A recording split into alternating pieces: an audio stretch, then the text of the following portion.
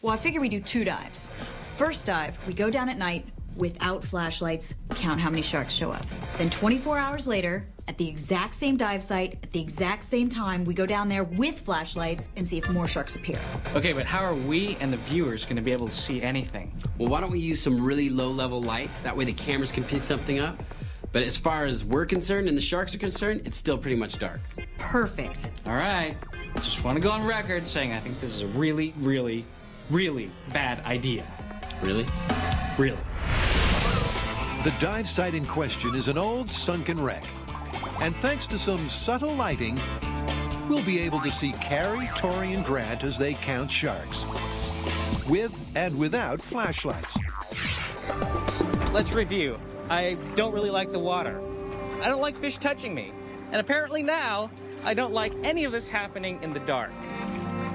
Not really looking forward to this.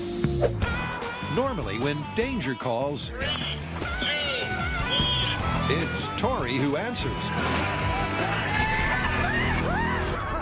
But now, in near darkness, the Mythbusters Man of Steel is having un-Superman-like thoughts. Oh, that was a shark attacking the buoy, okay? And we want to go in this water? Is this a good idea? The buoy didn't do anything. What is it going to do to us? Was that cool? Do they usually attack buoys? While Tori tries to control his heart rate, the team get ready for the control, the no flashlight test. Okay, guys, good luck. See you back on the surface. Try not to get eaten. Happy counting.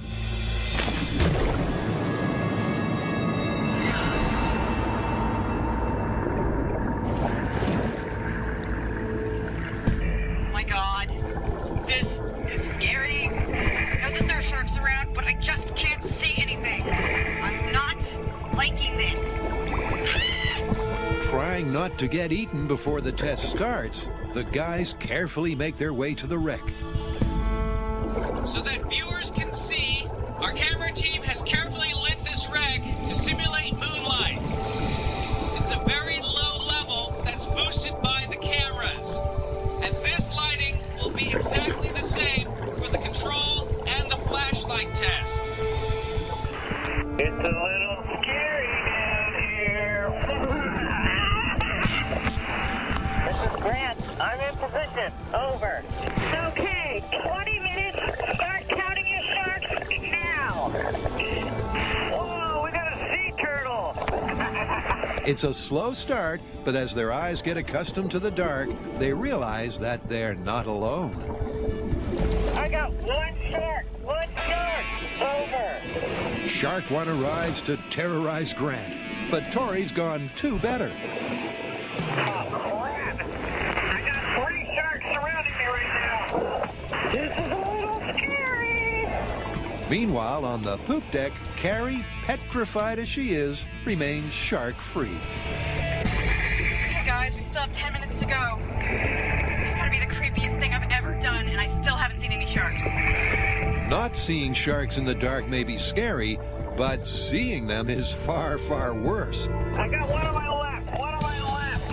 Whoa, there's one above me. Holy crap. Whoa. We just had one come right up to our faces. Ah. Over. I just want to say to whatever fans posted this on the fan site, I hate you! I hate you! I hate you! It's something about not knowing where the danger lurks as the sharks mysteriously appear out of the gloom, cruise by, and then silently disappear. I'd really, really like to get out now because these sharks are pissing me off. Luckily, before Tori gets toothed, he gets his wish. The 20 minutes are up, and our intrepid trio get out in a hurry. Oh my God, that was freaking nuts! Like, it was so dark you can hardly see anything. And every once in a while you'd see a shark come into the light and then it'd go back out. And the worst part is that you know they're out there, but you can't see them. But then all of a sudden, like 3 or 4 started circling me, and then for some reason they started poking their heads in at us, and it was just like, ah! At one point the camera guy had to like knock a shark away. That was terrifying. Terrifying, but still tallied up. With no flashlights, there were 4 sharks around Tori, 2 around Grant, and all Carrie got was a turtle. I'm scared to do this again tomorrow, but I'm also really, really excited. Coming up after the break, we find out if this balloon full of chili is in fact a shark repellent.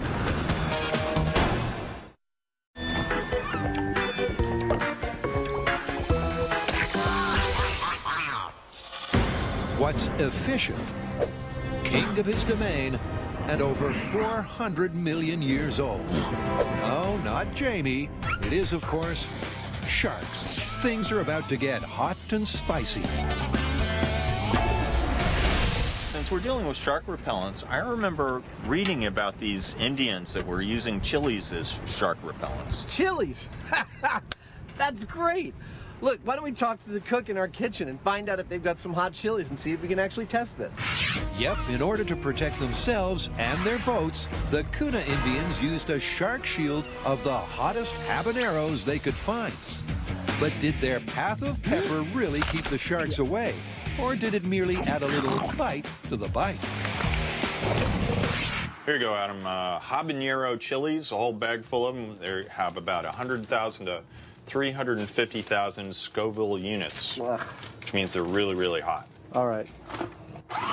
Now, if you've been paying attention up at the back there, you'll remember that Carrie, Grant, and Tori have already covered the Scoville scale. Go ahead. Make my chili.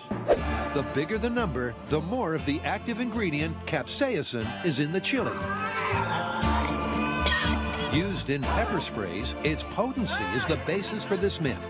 If it has the same effect on a shark's taste buds as ours, then the myth would be confirmed. And at around 300,000 on the Scoville scale, these puppies are way too hot to handle without extreme care. What's going to be hotter than chili juice? But after a dare from the crew, Jamie can't resist a taste.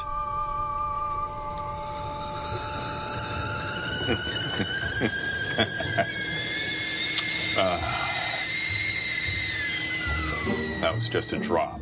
Was it really hot? Slowly going everywhere inside my mouth, just burning like a fire. Love it. My sister Jamie will help me squeeze them into the balloons, and this is how we will serve the pepper hors d'oeuvres to the sharks. Rest assured, these balloons are biodegradable and were carefully selected to avoid harming the sharks. And they're not dissolving from the heat yet? No. And to bulk them out, the guys carefully add some water. We brought chemical warfare to the water balloon, man. All right, well, our hot tamale balloons are ready, and the methodology we're going to use to introduce them to the sharks actually exploits behavior we've already seen of the sharks around the bait boxes, which is that they curiously swim by them a lot, especially if we have to, when we shake them up and get the water dense with fish material. We're going to have one of these on top of the bait box, and as a shark swims by, we're going to pop the balloon so he swims through the cloud of chili-infused water. And to burst the weapons of taste bud destruction, Adam adds an hydraulically powered needle to the bait box. That's just dangerous, man. But I like it. Perfect. If I had to hazard a guess as to whether or not the sharks would be repelled by the chilies, I think that they would find it an irritant. I mean, the capsaicin in those habaneros is so strong that I got a little bit of it on my arm, and it actually burned me. And it's the same stuff they use in pepper spray. I can only imagine that a shark, with all of its sensitive instrumentation,